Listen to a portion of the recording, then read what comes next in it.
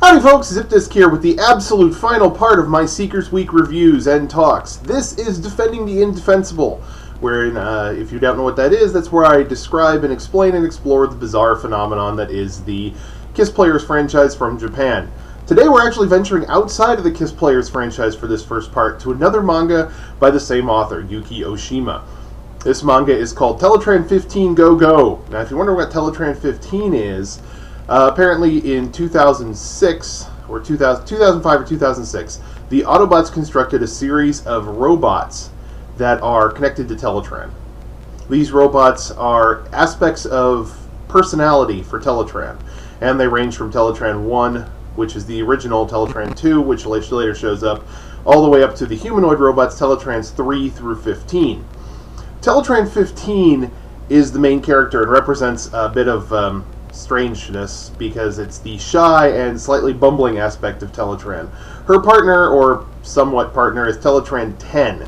Teletran 10 is the angry part of Teletran and is determined to reformat any Teletran units that are not working correctly, which is why Teletran 11 and Teletran 12 no longer exist because Teletran 10 destroyed them. Now, apparently sometime in the distant future, Teletran 1 is, or sometime in the past, Teletran 1 is damaged, and in the distant future, the information is needed. So, a mysterious being called the Black Panther Man, gee, I wonder who that could be, is sent back in time to basically reformat and reinstall the Teletran machine, but he has a sinister agenda as well, because he is he is actually the Beast Wars incarnation of said character, and he has a transwarp cruiser, which he gives to the girls, Teletran 15 and Teletran 10, to go back in time and get the information they need to re-update Teletran 1's files. Okay, they're stationed on an artificial Earth satellite called Nana, which is Japanese for 7, by the way. And, well, at one point their transwarp cruiser is intercepted in transwarp space by none other than the ghost of Starscream. Starscream's ghost possesses Teletran 15 and crashes the transwarp cruiser into the satellite Nana, whereupon he immediately, inside of Teletran 15's body, pops out and starts throttling Teletran 10, declaring himself to be the Decepticon Air Commander. At this point, the Black Panther Man, who shall remain nameless, realizes who it is and launches a counterattack.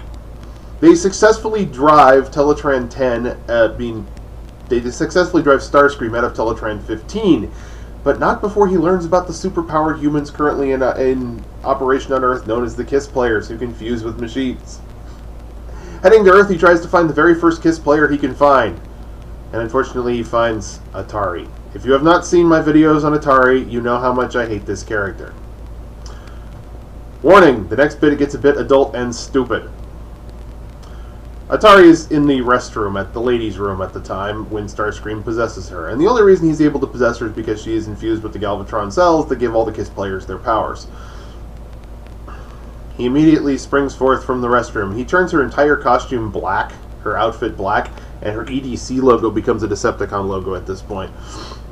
There is a repaint of Starscream, of Atari as Atari Scream, but it is very rare and very hard to get, and I want it just for completion's sake, but I don't know a way to find it whatsoever. Anyway, Atari Scream immediately comes out of the restroom and starts launching nasty proclamations about how she is going to find a new body and destroy the world. Everyone in the Kiss Players office starts laughing at her. Why? Because Starscream, being unfamiliar with Earth biological functions, has forgotten to pull up her underwear. So she's standing there with her underwear around her knees. Yes, I know.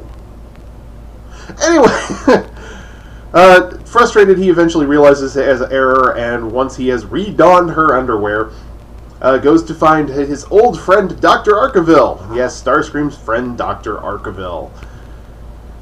Starscream, in Atari's body, somehow convinces Dr. Arkeville to build him a new form. A new body just like his old one, an F-15 fighter jet.